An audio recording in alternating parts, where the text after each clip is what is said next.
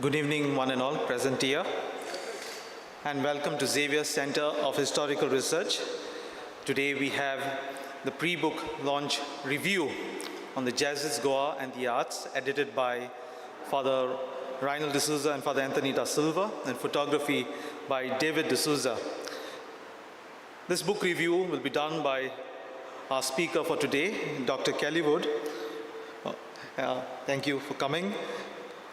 Dr. Kelli Wood is from Dale G. Cleaver, Assistant Professor of Art History from the University of Tennessee, and also a Fulbright Scholar to India. So she will be doing our book review for today. I now call upon the Director of Xavier Center, Father Tony, to speak about Dr. Kelli Wood.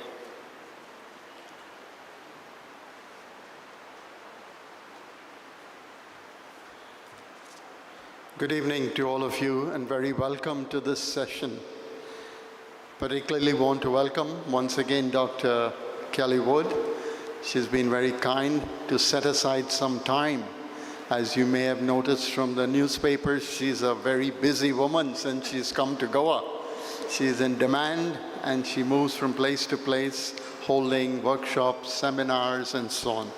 But I'm thankful that she said to me, no, I'd like to come here and spend some time and share some ideas. She's using our book as a base this evening. It's a kind of a review before we release it formally on Saturday, the 21st of October. But before that, we are blessed to have a review by a specialist. She is Professor Kelli Wood is a professor of art history. These are rare species in the world. So she's a professor of art history, and so she has insights which perhaps escape you and me, and so she will highlight some of these. She told me she's going to be very brief because she finds that each one of us has to discover the richness and the content of the book. She will just give some leads for us to carry home and to reflect. And also, this is a way of her saying you should pick up a copy of the book and carry it home so that when you go through it, you can tally what she's saying with the pictures in the book. So once again, very welcome, Professor Wood, and we are very happy that you are with us. Although the time is very short, still you managed to make it here. After Professor Kelli does her presentation, we will have a few minutes, because she has to rush back home. We have a few minutes of question and answers, so you can raise some questions. She'll be happy to answer them, and then we will break up for the evening. But thanks once again for coming. Please give her a warm welcome, a warm applause. Yeah.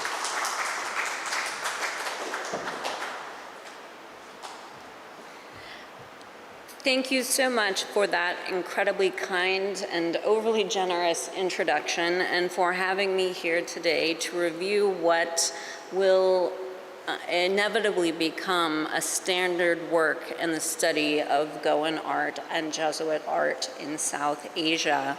So thank you so much to Malcolm, to Father Anthony, and to Reinaldo de Souza, who also edited the book, and to David de Souza, who did the photography, for giving me the opportunity to share some of my thoughts today. As a Fulbright scholar, which is a scholar of international exchange, it has been incredible as an American to be so welcomed into this intellectual and artistic community.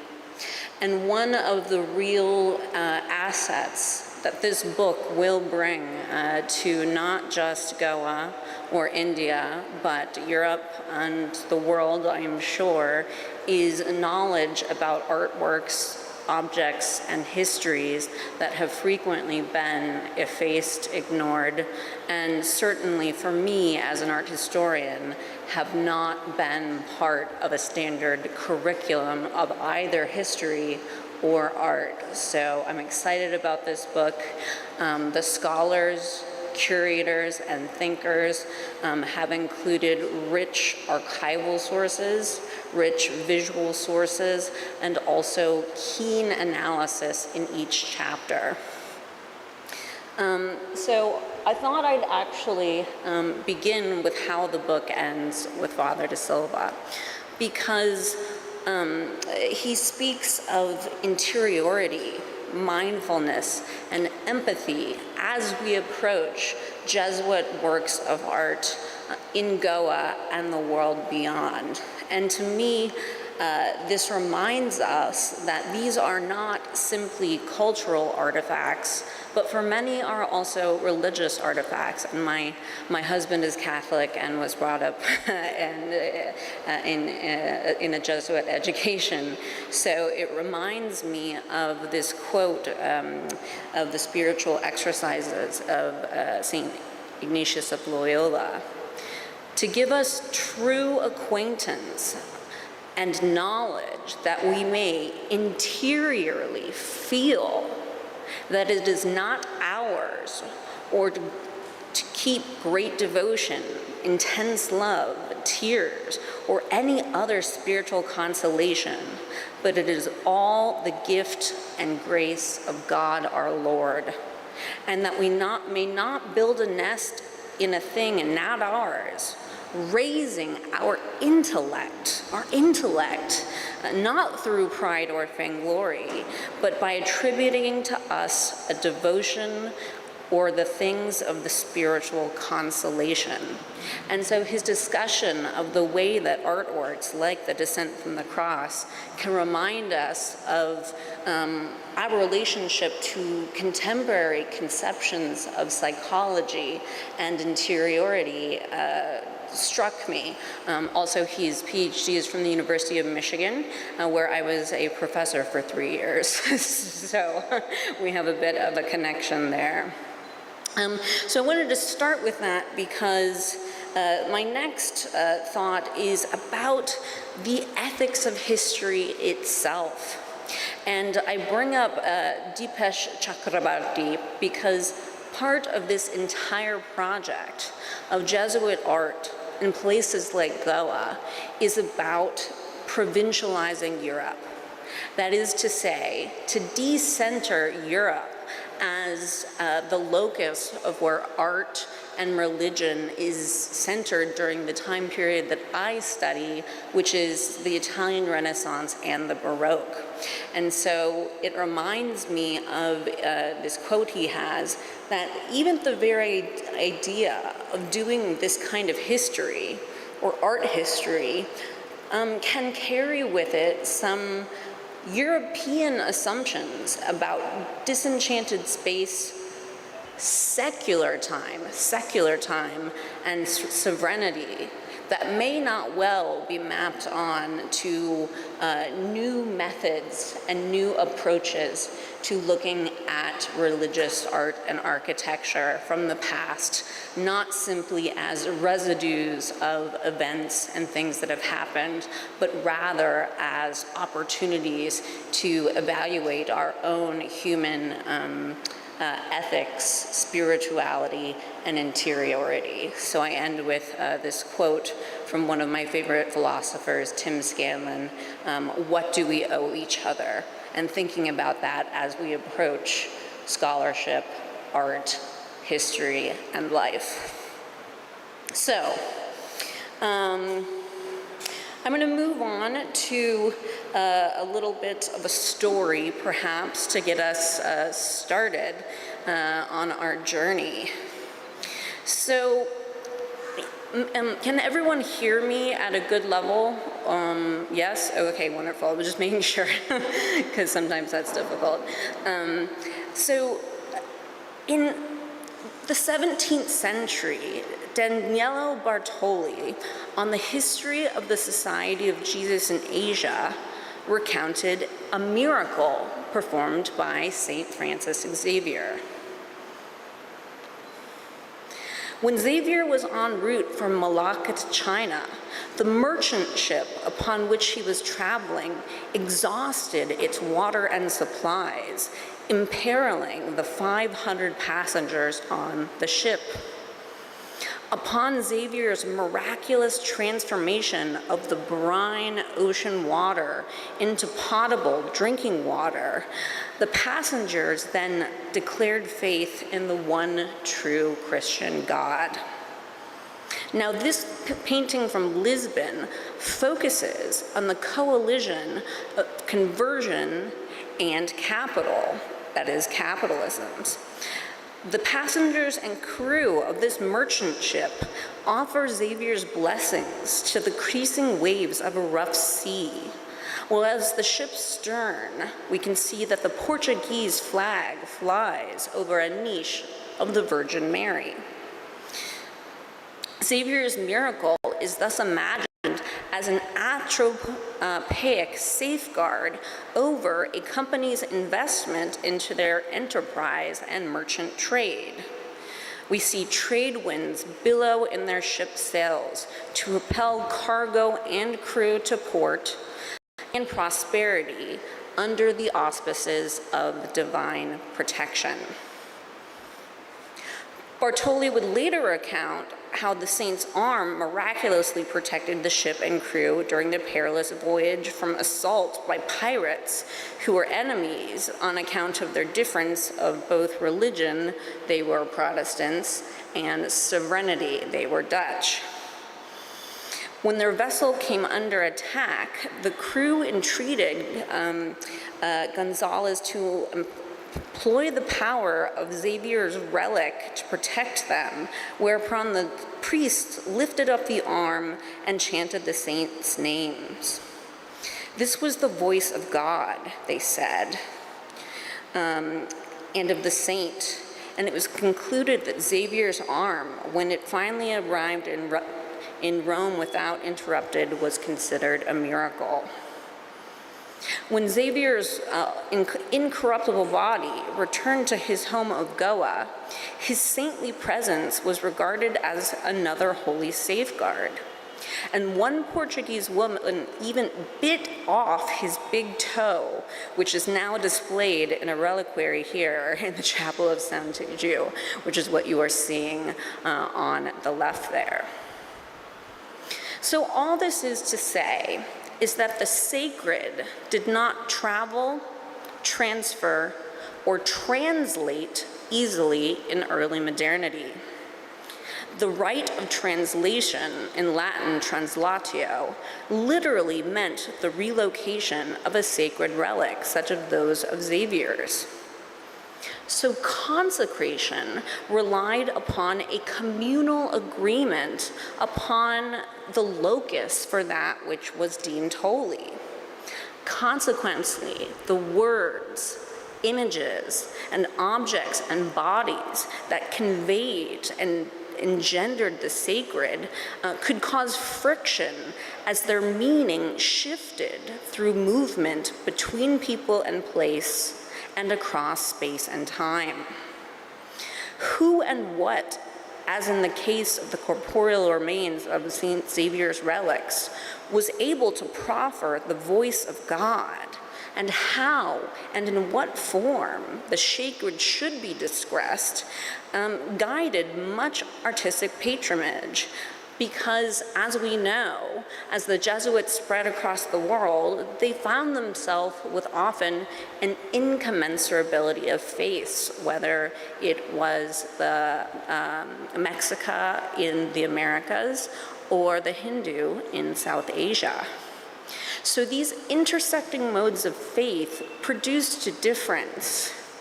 So the translation of scripture into new languages, this had already concerned Catholic from St. Jerome's edition of the public Bible, of the Vulgate Bible.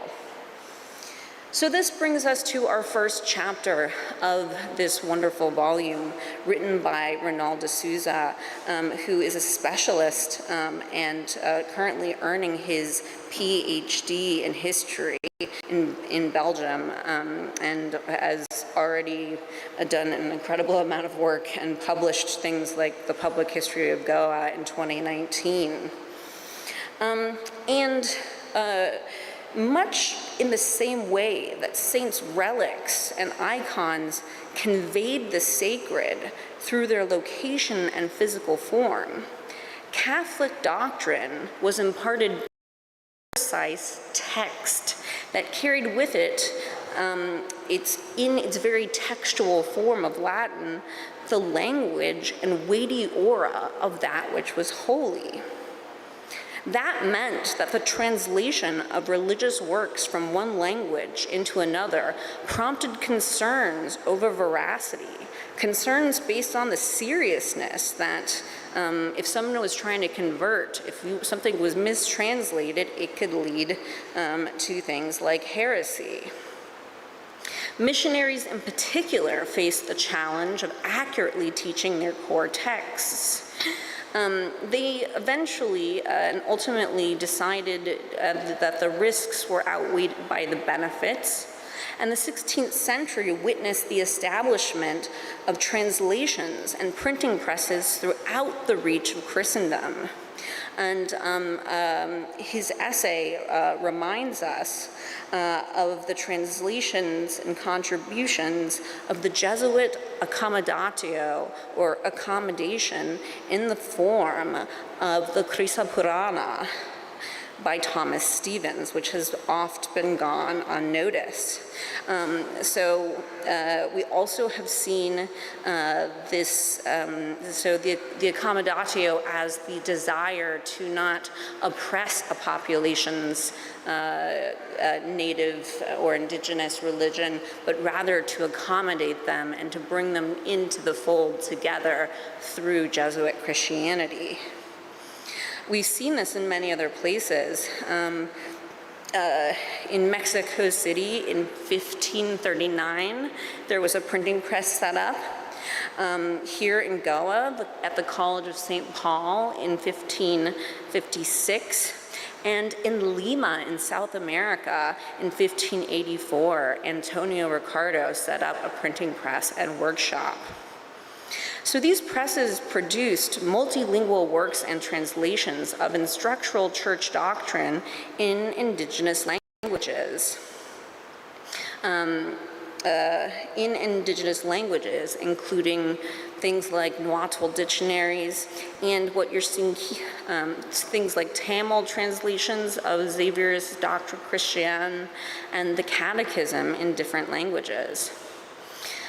So what you're seeing here is, after a printing license was granted in the Philippines in 1593, Chinese artists working there helped produce the Catechism in the Babayan script of the Tagalog at a monastery outside Manila. So these are these important ways in which this accommodatio is being achieved through this global expansion of evangelism. Thinking about the visual arts, we can look at works like those of Jose Lopez de los Rieros, a Bolivian painter known as the Master of the Calamarca.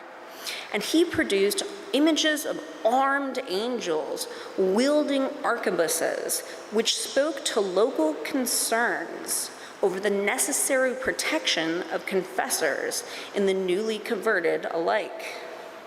This angel is garbed in local Inca finery, so the clothing is South American. And there are also aspects of European clothes, outfitted with a Spanish firearm, plumed with the divine wings.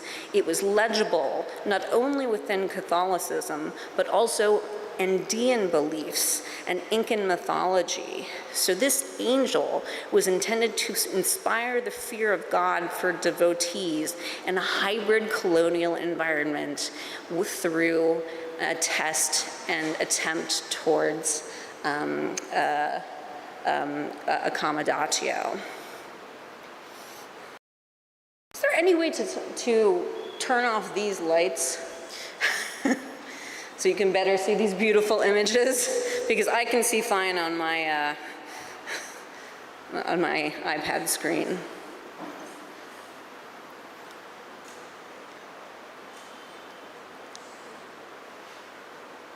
because I think this image in particular is really special to look at.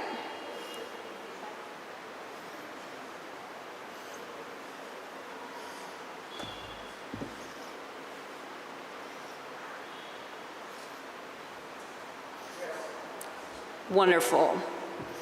And so you can really see this plumage, this gun, and this kind of confluence of imagery and iconography that would have appealed to people who were meeting different belief systems in the middle as they worked towards this Jesuit form of accommodation through visual works of art.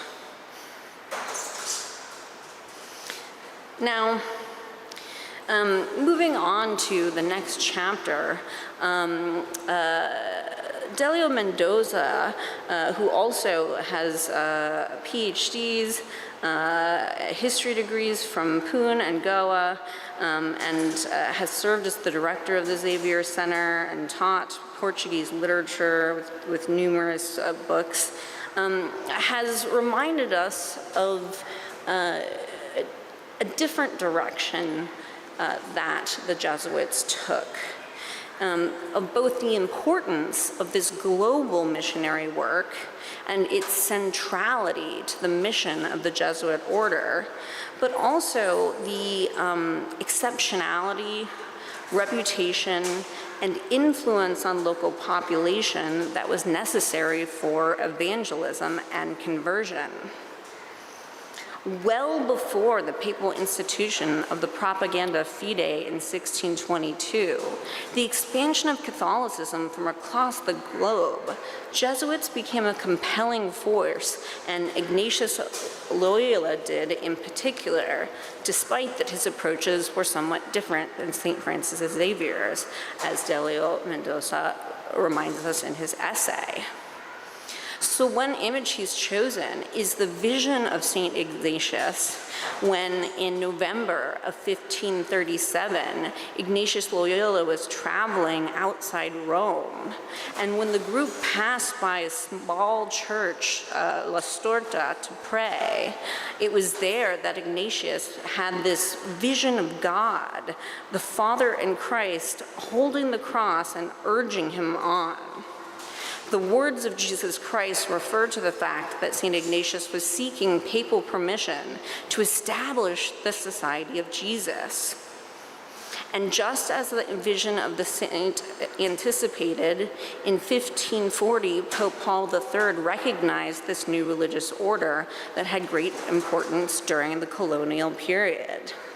So while we have these images, in this we see the vision of La Storta, this kind of small place outside of Rome, urging the foundation of the Jesuit order. What we see, of the Church of the Jesuits is that that there was very much still a European presence to the kind of missionary work that these evangelists undertook. Now, the Jesuit Modo Goano by Cristina Oswaldo, for me, as a Portuguese historian of art and material culture, was just a delight for me to read. She got her PhD at the EUI in Florence, where I have actually spent a lot of time, and a key and central aspect of the work that she presents is thinking about art in Goa not as simply a hybrid of Indo-Portuguese, not as only Italian, Portuguese, Dutch, or French, but rather a Modo Goano, to think of Goan style as being definable in its own, not despite of, but because of the integration of various different sources and types of art that were brought together. And one image that I show you here is a pulpit, which in Catholic architecture is where preaching would be done from, but iconographically it uses the serpent Naga figure from ancient Hinduism in the Church of St Ignacius as the support system for this pulpit. So we see another way in which Hindu iconography is coming together with Catholic architecture in this process of Jesuit accommodation as we move through. Another aspect of this work that she considers is something like the silver casket that was designed by the Italian Jesuit Marcello Mastrilli in the 17th century. But we know, in fact, that he absolutely had assistance from Goan goldsmiths. We think of the term golden Goa, and actually a lot of work that we call gold is silver really means metal work at a high expensive level. And we can see through the scenes of the life of St. Francis Xavier the incredible craftsmanship and skill that was not possible simply by this named European artist that was put in charge of the product. But rather, we should remind ourselves of the long-standing local population's renown and excellence in things like metalwork as being central to understanding art and architecture of Jesuit Goa. So too, in the next chapter, Forgotten Altarpieces in Goan Churches, Monica Estevez-Ree has done an incredible amount of collaboration and field work to really document the very many things that we have and can see that have still gone unaddressed. She notes that even among us who study Goan art and architecture, there's been an overemphasis, perhaps out of ease, on sites in Goa'vela, right? And that we need to find a way to address a kind of post-colonial notion of shared heritage. And think very much like Christina Oswald about the kind of pluralistic or multifaceted layers of artistic production in terms of style, in terms of workmanship, and in terms of contribution that we can see. So through some of these detailed photographs, we can see the ovoid, we can see the double columns, the polychrome of this golden Goa, these pedicles with acanthus leaves, but also a style of figures of angels that takes on a very particular stylistic characteristic that can be well appreciated. And this monument was only restored in 2022. So another issue brought to bear is how we fund cultural initiatives and who funds cultural initiatives and which ones get funded and which ones get ignored. I myself began as a scholar of the Italian Renaissance, and what I will say is that folks in Rome and Florence and the North are quite thrilled with the money that is thrown at them to restore Michelangelo, whereas scholars in Naples and Palermo lament that it seems like their region of the country has not received the same funding for restoration of equally important local and regional works. So part of what Monica's contribution is here is a reminder that we have to avoid kind of Orientalist value judgments that are all too common in the history of art, not only in our analysis, but also in the way that we have funded them. And she has done this on an astounding number of international projects, especially studying altarpieces across not just Goa, but also Diu and other places. So thinking about these altar pieces across forgotten places. Now finally, we have Understanding Goa'S Christian Art through the Jesuit collection of Mocha. And I was very fortunate to meet the curator, Natasha Fernandez, during my very first visit here, and she was kind enough to give me a tour of the collection. And it happened to coincide with one of the very brief times that the nuns of the convent of Santa Monica were on a study trip, so we were able to tour the convent. And the work that she is doing with collaborators like Noah Fernandez to both document, study, but also preserve and display the Jesuit collection at the Museum of Christian Art has been incredible and central. And I remember being devastated that the pandemic delayed my first visit upon seeing the collection, because the first time that I came, it had not yet reopened, because as many of you know, it has been a long process based on history of theft and difficulties. So the work that they've undertaken is incredible. I highlight here some of the artworks that are from the time period that I study, which are religious artworks made in metal. So we have a chalice from the Say Cathedral in the late 16th century. And you can see the ornate kind of horror vacui, this idea and ideal to cover every surface with decoration and with winged angels across it.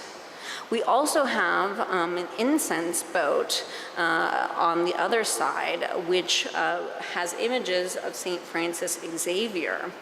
And of course, this would have made so much sense and iconographically resonated with the Portuguese and Dutch visitors, converts, and new settlers in Goa who traveled by ship or were intended to remain in Goa and whose merchandise and livelihood was based on ships. This is also in addition to, of course, St. Francis Xavier's miraculous, incorruptible body and its safe return to Goa, where it still remains today. So one of the most important contributions to this book and this artistic project is in fact through this large scale of the book and the incredible nature of the photography. And so we see here at the bottom, and this is on the cover of the book, this serpent surrounding the infant Christ in the world, typical Baroque seashell patterns, and the fine craftsmanship. And on my screen, it's actually better than projected up here. So these images and this incredible photography that was made possible by David D'Souza, who actually a lot of his work focuses on anti-fashion photography and other kinds of projects.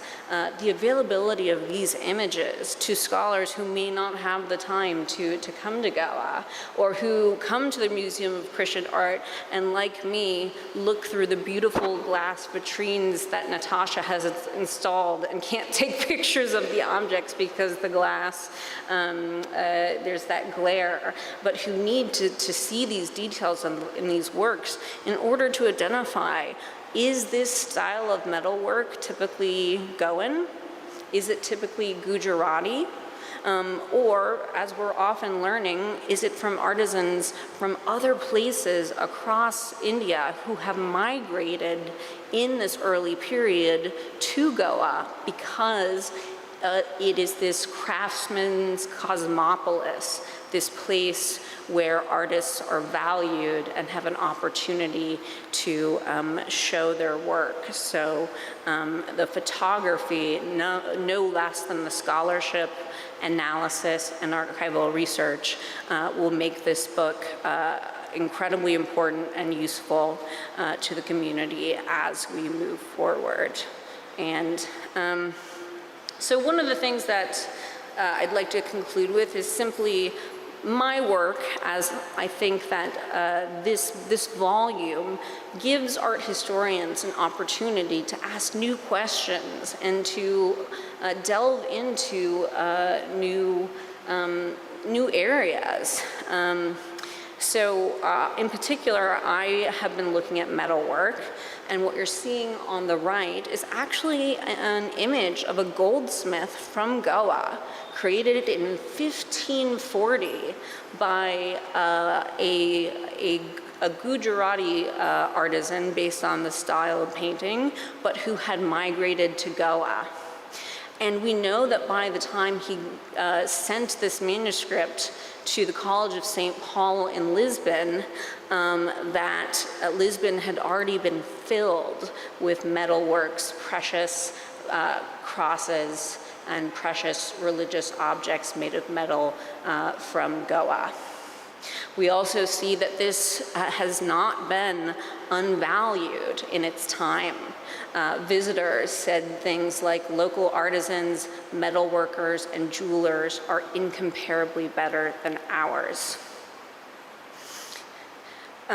So some of the work that we're doing is to go through the archives, and we can name some of these metalworkers. We can name some of the sculptors. We can say how much money they're making. There's work to be done here in Goa, at archives in Spain, in Lisbon, but also, and so I give you a few examples of the named metalworkers that we have here working for the convent of Santa Monica, and likely having worked on this pelican monstrance, which I'm sure most of you have seen if you've ever gone. And one of my recent discoveries is that these pelican monstrances in metal are often and increasingly found in South America in the 18th century. So we're seeing a connection not just between Europe's evangelism and Asia, but connections directly between South America and South Asia in terms of iconography, visual form, and artistic skill. So this is just one of the ways. So this is the pelican in her piety, which is Christ as the female pelican feeding her Eucharistic blood to her flock, right? And discovering these kind of connections across the globe of very similar forms and talented techniques is something that I hope to continue to study, and that I hope will encourage global research that makes not only Goa the focus, but helps us better understand Jesuit art here and abroad. So thank you for this book. I'm certain it is going to become a classic, and thank you for giving me the time to review it. So thank you, Dr. Wood, for reviewing the book so thoroughly. She went, as you know, through all the chapters of the book and highlighted the challenges that we face and how we can take this work forward, for which I'm really very thankful to you, because these connections that you've made, particularly between cultures, is so important to us. South Asia and South America, for example, India and Europe, for example, and so on and so forth. Now, as I said, Dr. Wood is also in a little bit of a hurry. So we will take a few questions and she will respond to them. So if you can formulate your questions specifically and precisely, it would be very helpful. There is a microphone that will go around so that you can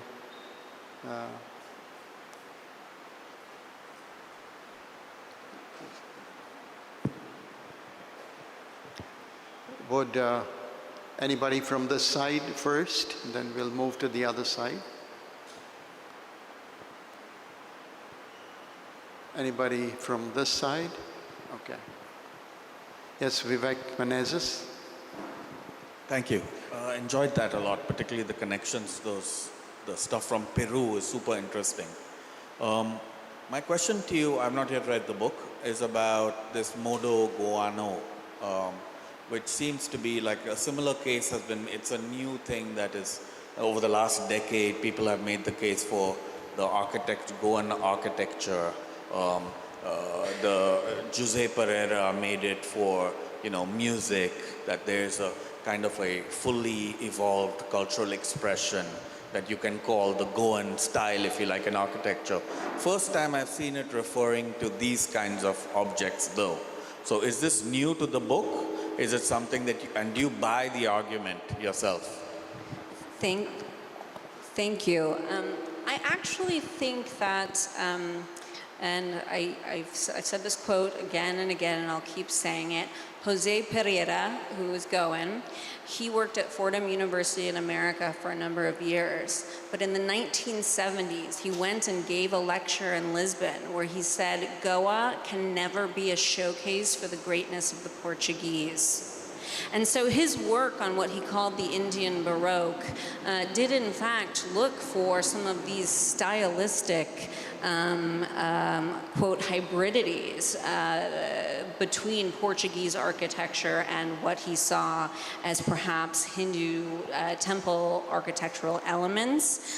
There are historians across the world who are seeing these nagas come in church architecture, elements of Hindu temple architecture still visible in many of the churches in even Goa today, the Say Cathedral and Saint Catan, right? So I think what is Vivek, your question is spot on, that actually it's important to name this and to be looking particularly at the idea that, Albrecht Dürer was from what we now call Germany, but he lived in Italy. To be an artist throughout history, to be an artisan, was one of itineracy, it was one of travel, it was one of exchange of style, and it was one where you made your living through being innovative, through taking interesting and some of the best things from different kinds of cultural styles. So to say that Goa has been so one of our first legal cases that we can see is that a goldsmith, Raul Chalim, he went to Lisbon to work for King Manuel I and to make jewelry and golden artifacts for him. As a reward for this, he was made the head of the Goldsmiths Guild when he came back to Goa about 4 years later. This came very much to the surprise of the current head of the Goldsmiths Guild, who had been appointed so under Adil Shah, right? So Goa was under Islamic influence before Portuguese influence, and yet we know through agricultural production, craft production, and metalwork that what we now call Hinduism, that there was a great number of people producing objects, living in their villages and living their lives in that way.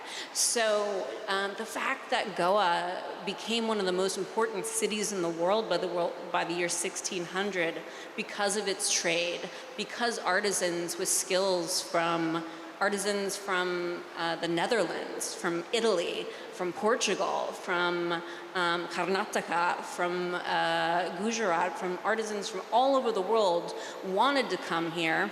Or another thing we have to unfortunately recognize, were enslaved to come here and produce these artworks in a number of styles, that perhaps thinking about a Modo Goano as recognizing the importance of Goa as a cosmopolitan city that held grand sway.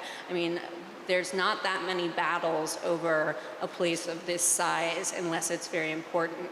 So changing that term and thinking about a Goan style rather than Indo-Portuguese or some other hybrid moniker could be the best way to recognize for how long this has been a special place, and particularly a special place for artists and artisans and craftsmen. So that's a wonderful question, and thank you for asking it.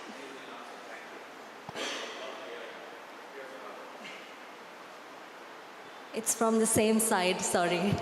But yeah, hi, I'm Lena Vincent.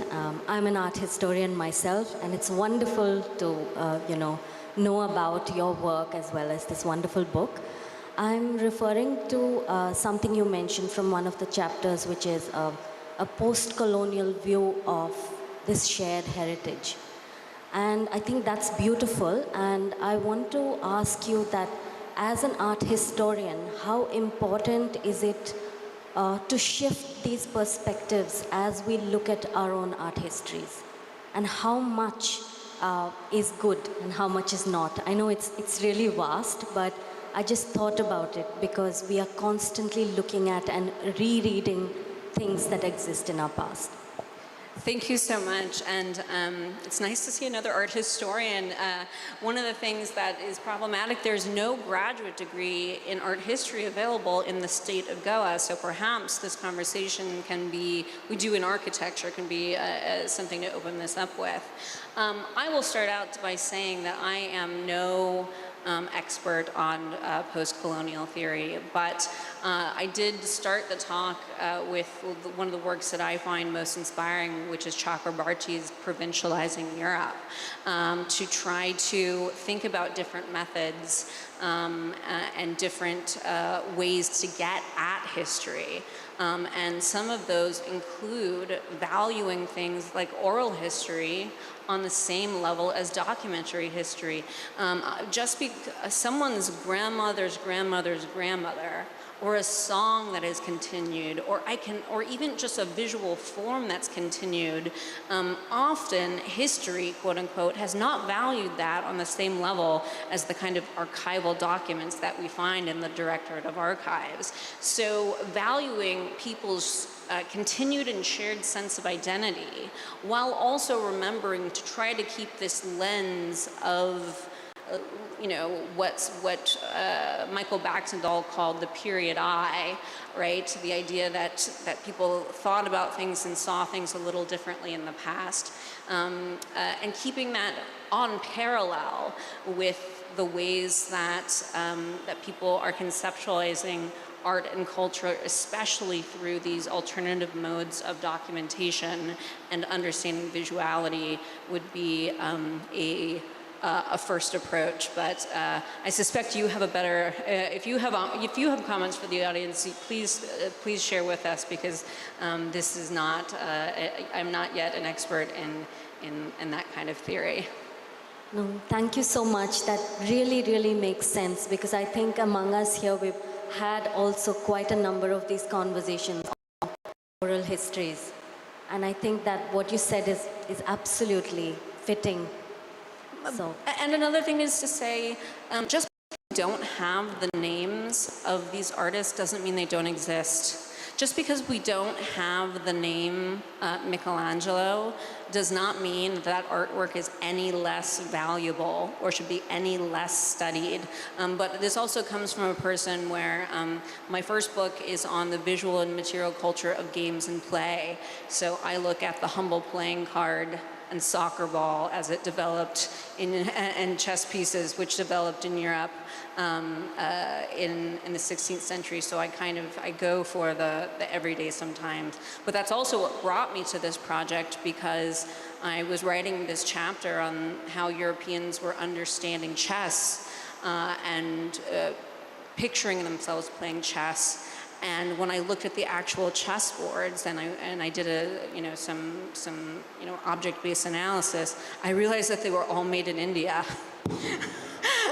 Not all. Early on, there's a preference for one. Some of them are made in Venice, and some of them it's hard to tell whether they are made in Spain or Lisbon with materials that are brought over, with styles that are imitating other things. So I think that's another way, I think that would be another way to get at it. If styles are being imitated purposively to look like they're from other places and other lands, how can that be another turn?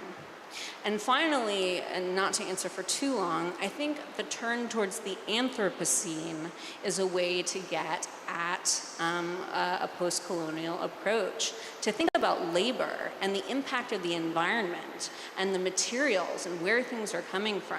When I studied the history of shellcraft, to see how Europeans were seeing these polished nautilus shells and polished things and just, they call them naturalia. By no means. This was, someone had to get in a champan, a little boat, weigh themselves down to the bottom of the ocean in the Manar, bring them up, do this all day, leave them on the beach to let the shell, the organic material rot, boil them in saltwater brine, remove the exterior, and then polish them with a high degree of skill. And then if they're doing things like cutting them into little pieces to make mosaics or to put them in these lacquered pieces of furniture, this is not naturalia. This is a purposive effacement of the labor, ecology, and resources that are being that are not being unvalued because they're worth a lot of money, but are purposefully going unnamed and purposely being unreported because it doesn't fit a convenient narrative of history. And that's something that historians and art historians in particular, at least in my field, have become very aware of and are changing a lot of. And that's part of the reason that I'm here with the Fulbright program, is to look at questions of exactly that, to look at artisanal epistemology, right? The special skills that artists have, even if they're not artists with a capital A, even if it's not Raphael or Durer or Michelangelo, that these objects still represent a vital part of the world's visual and material culture and history, and in some cases reflect the skill and artisanship of equal genius, even if we don't have the names. Why does that matter?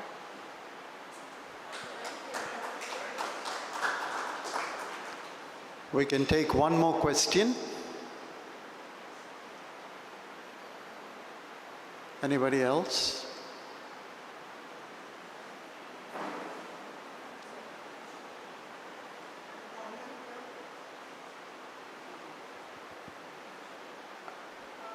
Okay, I don't see. Please use the mic. Since you touched on the subject of goldsmiths, there is a picture which was displayed, and it showed goldsmiths, but they say Brahmin goldsmiths. If you examine the picture closely, you see most of his costume, his headdress, his beard. He appears to be more of a Muslim rather than a Brahmin. Could you throw some light in that? So actually there is an answer to this question. So goldsmiths, when they first were making treaties with guilds, with Alfonso de Albuquerque after his arrival in 1515, insisted on being called the Baronical caste, despite the fact that even period sources from the time say that they are not from that caste. And also the writing on that image is in Portuguese from a later time period than the image itself. So despite the fact that that says Brahmin goldsmith, it is likely, and it escapes my mind, the caste and community that was typically assigned to goldsmiths, but you are absolutely right that there are some visual incongruities within that image. Yeah, so probably they were Muslims who were also goldsmiths before the Hindus. Along with them. Well, so Jeremiah Losty from the British Museum has identified it as probably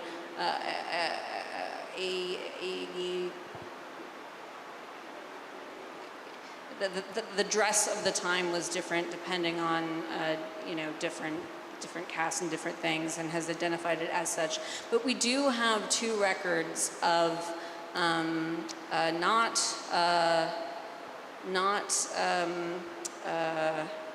Muslim goldsmiths, but Muslim carpenters working both early on and in the 1550s, and some of the problems that came because, as you know, they were immediately told to all be expelled, but that just didn't happen. And actually, my husband is also an art historian, and he works on the relationship between.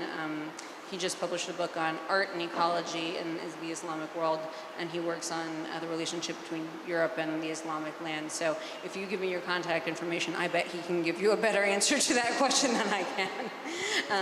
But yes, there are some visual inconsistencies in even those images, and we know that the handwriting was different. Yeah. Yeah, thank you. Yes. Thank you very much. I ask Father Malcolm to propose a vote of thanks.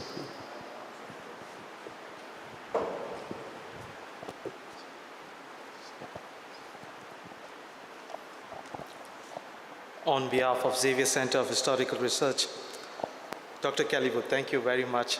It's a lot to process all this. Thank you. Please give a round of applause. I'd just like to share a short thing. In July 2021, when David and I started, in fact, I was going with David to these places to photograph this book. The whole idea of this is, the kind of art we have. I think we have a more reach out. That's all. And today, I think you have done that. So thank you very much, Dr. Kelli Wood. I'd like to thank Father Tony for, getting this set up for this event and for moderating it. Thank you, Father Tony. I'd like to thank Scholastic Irivo, our Jesuit here, for live streaming today. And also for those who have not viewed this event, now they can see it on YouTube. I'd like to thank our Liquor Sons and Sons for their sound. I'd like to thank the staff of XCHR. And lastly, all of you friends, thank you very much for being present here. 21st October 2023 at 5:30 p.m. we are going to launch this book officially, The Jesuits, Goa and the Arts. Please spread this word, and I would like to see you there. It's a great event. It's been a 2-year journey for all of us, this book, with Tony and Reinhold being the editors. David, his masterpiece, I would say, in this regard. And I just being only the accompanier, so I would say that way. Please, I'll be very happy to see you on the 21st of October. A word to your friends, the book is still on pre-sale till October 17th. I'd like to mention the price here, 3,200 for a copy or two, 2,800 for 3 or 4 copies. If you want to buy 5 and more, it's 2,400. So the sale is on till 17th. Don't miss this copy. Thank you and have a good night.